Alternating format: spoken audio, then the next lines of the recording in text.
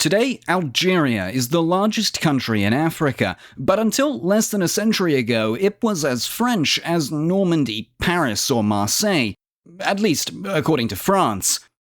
In 1830, a French fleet seized the city of Algiers, starting 132 years of France fighting to Frenchify Algeria. It became a national point of pride, the taming of l'Algérie française. Of course, the Algerians never quite got on board.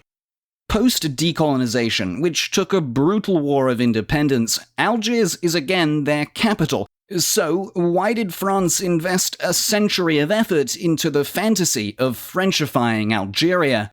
How did it conquer and rule the Algerians while keeping European settlers happy and on side? And why did the Algérie française become so painful for France to let go? Why and how did France colonize Algeria? Well, French Algeria actually began more or less by accident. In July 1830, the French royal house of Bourbon under King Charles X was about to be tossed out by revolution. Again. Not coincidentally, at the same time, some 34,000 French troops, having sailed across the Mediterranean, were fighting their way out of a North African beachhead defended by forces from the Regency of Algiers. The French invasion was supposed to be a political stunt, and for Charles X, it didn't work. But still, the new, more liberal regime of his successor, Louis-Philippe of Orléans, decided France would stay. Within 2 decades, Algeria had been formally annexed, and by around 1914, over 500,000 Europeans, a tenth of the population, would live there as full French citizens on what was legally French soil. First, though, they had needed to take it. Before the French arrived, the Regency of Algiers had been an autonomous part of the Ottoman Empire since the 16th century. People there generally were Sunni Muslim Arabs or Arabicized Berbers, plus a small minority of Jews. Political power in the Regency was exercised by the Janissaries, elite Ottoman soldiers and administrators. The Dey, or regent of Algiers, was elected by the Janissary Corps independently from the Sultan, and direct Ottoman influence in Algeria was almost non-existent by 1830. The Dey ruled from the city of Algiers, overseeing 3 beyliks, autonomous provinces, which were later copied over into French departments. The vast majority of his subjects lived in the more temperate north, with most surviving as subsistence farmers. The nearly inhospitable Sahara hosted only a scattering of nomadic clans. Preying on Mediterranean shipping, or else collecting tribute paid to avoid attacks, had brought wealth to the leaders of Algiers and its fellow Barbary states, North African Ottoman protectorates, for centuries. But Barbary piracy was in decline by the time of the election of the last Algerian regent, Hussein bin al-Hassan. Peace in Europe after the Napoleonic Wars saw Dutch, British, and American naval expeditions cripple Algerian piracy, free slaves, and end the lucrative protection racket. The authority of the regent, which had always decreased as one got farther away from the capital, was further undermined by poor harvests and tribal revolts in the decades before the French invasion. In 1816, Algiers itself was bombarded from the sea. All that contributed to presenting a tempting target. A dispute over debt owed by France for Algerian grain, which escalated into Hussein Dey striking the French consul with a fly whisk, presented Charles X with an excuse. Algiers, the city, fell, and Hussein Dey was sent into exile in 1830. Ironically, he was swiftly followed by the king who had attacked him.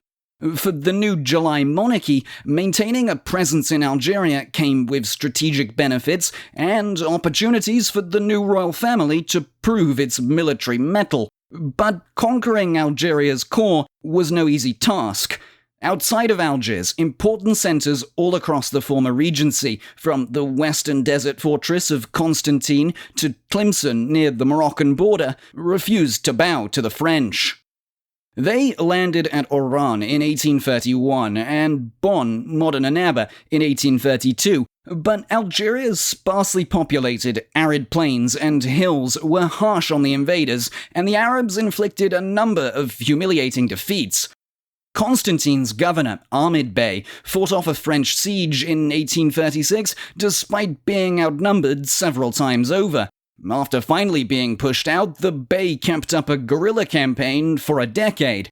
Meanwhile, a popular preacher, then in his 20s, Abdelkader, started to unite tribes and fight against French expeditions to the southwest of Algiers. His followers styled him leader of the faithful, or emir, and even the French recognized him as an influential leader, effectively head of an Algerian resistance after France's rout at the Battle of Macta in 1835. He was so successful that 2 years later the Treaty of Tafna was weighted heavily in the Algerians' favor. From his capital at Mascara, Emir Abdelkader nominally accepted French overlordship, but in practice his state stretched from the edge of Morocco to the border with Ottoman Tunis. After the French continued inland anyway, Abdelkader's emirate burnt their settlements outside of Algiers and threatened the city itself for a time in the late 1830s. It took Algeria's Governor-General 8 years and 100,000 men, a full third of the French army, to subdue the emir, and some of Abdelkader's followers fought well into the 1850s. The first colons, or settlers in Algeria, arrived not long after the army. They were often soldiers or soldiers' families. Later termed the Pieds Noirs, they called themselves colonists and eventually just Algerians in French, contrasting with the Muslim indigene majority. They actually came not just from France, but also Spain, Italy, and Malta in large numbers. Hundreds of thousands of them grew places like Bône and Oran and Algiers itself into major trade hubs. Unlike most acquisitions of major colonial empires of the time, mass settlement was key to France's vision for Algeria. It didn't have the resources of British India or the Dutch East Indies or even French Indochina. Algerian oil wasn't found until later. And the hope instead was to have it reflect France demographically, in the process building over the Muslim city cores and dispossessing Arabs and Berbers of farmland to be made into settler estates. French rule was entrenched in 1848 when the brief Second Republic formally annexed Algeria, making it into 3 French departments.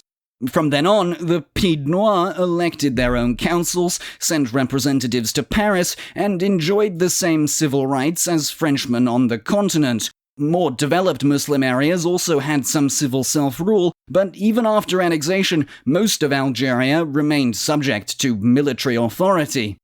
The regime of Emperor Napoleon III reinforced the army's power in Algeria, which counterintuitively favored the native population by restricting the activities of settlers.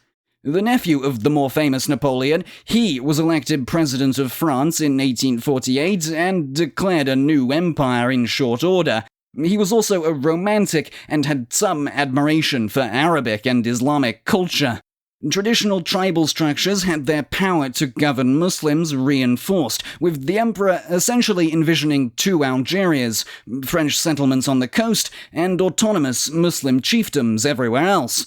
That said, famine and disease outbreaks still ravaged Algeria under Napoleon III in the 1860s, and Pieds Noirs were still arriving. With France on fire after the Franco-Prussian War and the emperor's removal, in 1871 hundreds of Algerian tribes, led by the Al-Makrani of Kabylia, rose in revolt.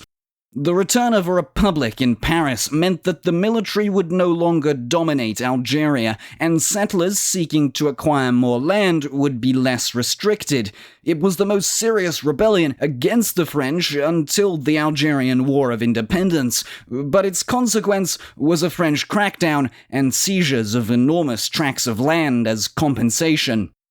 Settlers continued arriving in Algeria for decades, and as did the goal of assimilating the natives, or at least sidelining them. The 1870 Crémeux Decree made citizens of Algeria's small native population of Jews, awkwardly isolating them between the second-class Muslim majority and the European Pied Noir. French citizenship had been offered to all Algerians under Napoleon III's indigenous law, but that was taken up by nearly no one, as the fine print required rejecting the jurisdiction of Islamic law and effectively apostatizing. Algeria may not have technically been a colony, but Algerians were certainly colonial subjects, and Muslims remained disenfranchised through the end of World War II. Even then, their citizenship was second class. Plenty of them sided with Charles de Gaulle's Free French forces, but the Algerians were not content to assimilate, and decolonization fever was sweeping the world. The Pied Noir fled Africa en masse after Algerian independence. About 800,000 of them set sail for France, leaving major cities half empty. Having become associated with them, virtually all Algerian Jews also left, most for France and some for Israel, after maintaining communities there since Roman times. France fought for 8 bloody years to keep Algeria, and only the war hero de Gaulle had the domestic gravitas to bring the French around to accepting its humiliating loss. But France was never the only colonial power in the Mediterranean. Italy took control of Rhodes in 1911, and much like Paris in Algeria, Rome invested in making the Dodecanese Islands Italian. If you like this video, you should check out the one on Rhodes and Italy to the left. And as always, thanks for watching Look Back History.